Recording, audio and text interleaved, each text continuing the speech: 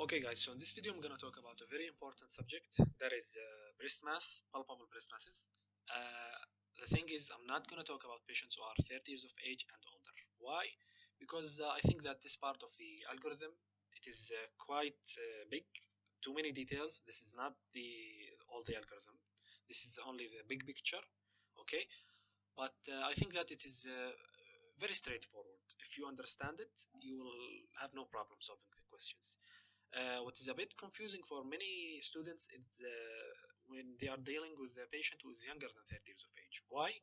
Well, mainly because you are actually talking about two groups. You are not talking about one unified group, okay? You are going to deal with a patient who is an adult in a way that is different than patients who are adolescents. What in particular do I mean?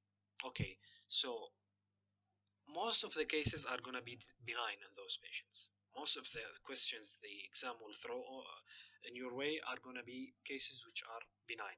Something like a fibroadenoma. They will talk about a physical exam in which the mass is small, mobile, most importantly mobile, and well circumscribed. Okay, it's not attached to the overlying or underlying tissues. Well, uh, here you are thinking about a fibroadenoma. It is a benign condition, but the index of suspicion for a malignancy in adults is higher than that in patients or adolescents. Okay, so in adults you will proceed with an imaging modality, which is, as we know, in patients who are younger than 30 years of age, the best imaging modality is going to be an ultrasonogram. Okay, whether you will add a mammogram or not depends on the findings, then or also other factors. In adolescents, you will not proceed with any imaging modality.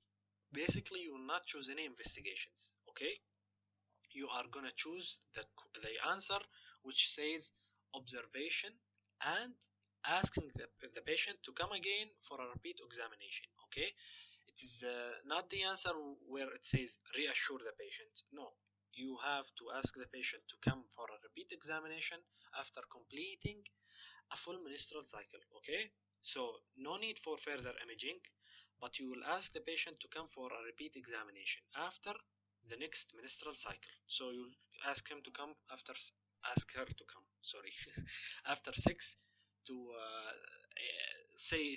weeks, okay, 5 to 6 weeks, something like that. What is also a bit confusing here is that patients who are adolescents, there is no clear cutoff. Okay, if you open say Ambos, it will say stuff like 10 to 24 years of age. Okay, when you are googling it, you will maybe see something like maybe 11 to 19. The good thing about the exams, okay, the MBME guys, God bless them, is that when they are talking about an adolescent, they will clearly talk about a patient who is a teenager. Okay, they will say 16, 17, 18, something like that. When they are talking about an adult, they will most likely talk about a patient who is, when they mean an adult, they will talk about a patient who is 26, 24, 25, something like that. So let's say anything 24 and older, you are going to consider them this group and you are going to proceed with an imaging modality.